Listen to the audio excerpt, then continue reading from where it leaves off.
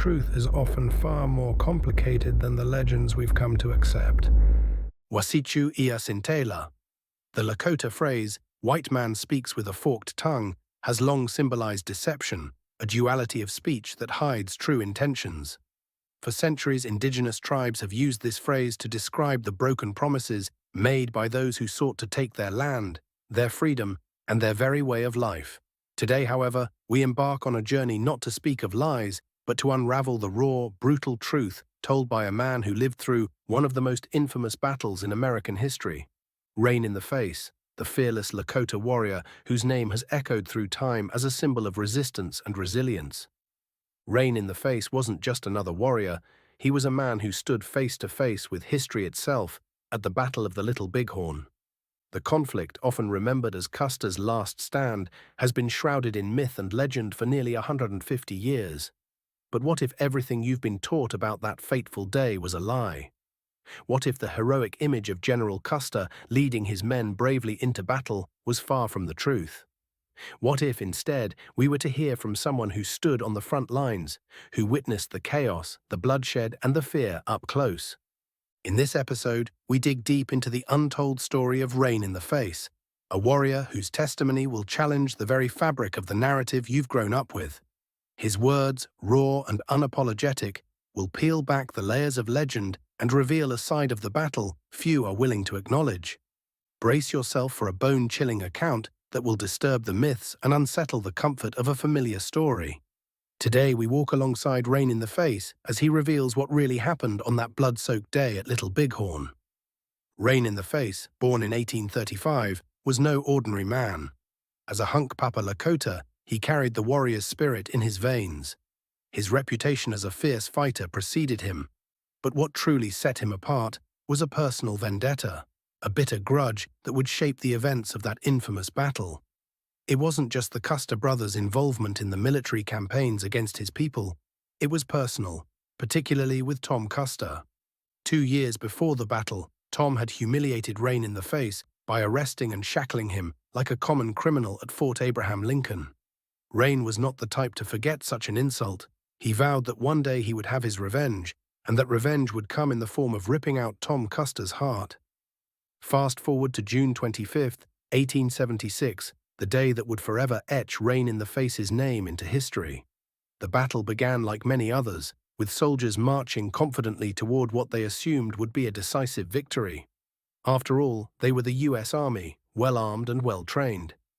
Yet nothing could have prepared them for what they encountered. The Lakota, Cheyenne, and Arapaho warriors, united in their resistance, outnumbered Custer's forces by the hundreds. Rain in the Face described the chaos that ensued as the soldiers quickly realized they were not the hunters, but the hunted.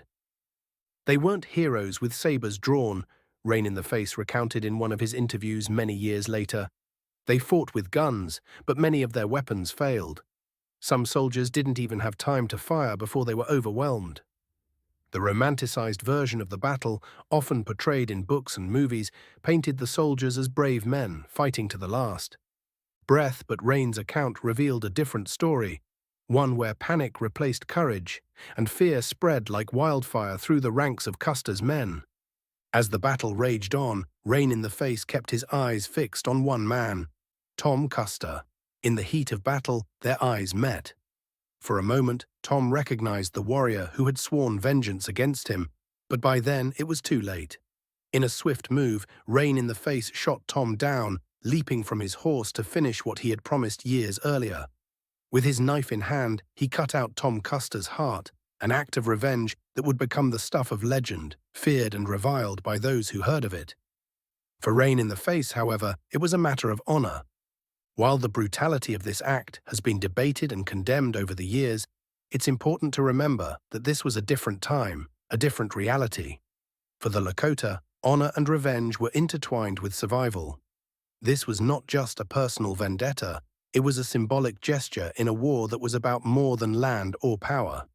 It was about dignity, the fight for a way of life that was rapidly being erased. Rain in the Face's testimony of the battle provides a stark contrast to the popularized, sanitized versions of history. He didn't see Custer's men as noble martyrs, he saw them as frightened, desperate, and ill-prepared for the fury that awaited them. Many soldiers begged for mercy, according to Rain, only to find none. This was a battle of survival, and for the native warriors, mercy was a luxury they could not afford to offer. "We fought for our people, our land, our lives," Rain explained. The soldiers, many of them, did not fight like the stories say. They tried to run. Some threw down their guns. Some begged for their lives. For over a century, the narrative of Custer's last stand has been glorified in American culture. Movies have shown heroic charges, last-minute stands, and a valiant fight to the death. But Rain in the Face's account strips away that heroism and exposes the raw terror of those final moments on the battlefield. Not every soldier fought to the bitter end. Not every warrior was met with a sword or gunfire. The truth, as Rain saw it, was far messier, far more tragic, and infinitely more human. Even as Rain in the Face recounted these events years later, there were those who doubted his story. Some called him a liar, accusing him of embellishing the truth for his own gain. Yet others, including historians who interviewed him in his later years, believed him. After all, who would have more reason to tell the truth than a man who had no illusions about the events he had lived through? Rain in the Face was not interested in preserving a myth. He wanted the world to know what had really happened. Rain lived for nearly 3 decades after the battle, carrying with him the memories of that day. In 1905, he died at the Standing Rock Reservation, but his story lived on, passed down through interviews and testimonies that continue to challenge the accepted narrative of the Battle of the Little Bighorn. His account, though unsettling and difficult to hear, remains one of the most powerful testimonies we have from that fateful day. As we remember this battle, it's important to listen to the voices of those who were there, those who fought not for glory, but for survival. Face's story forces us to consider the version of history we've been taught.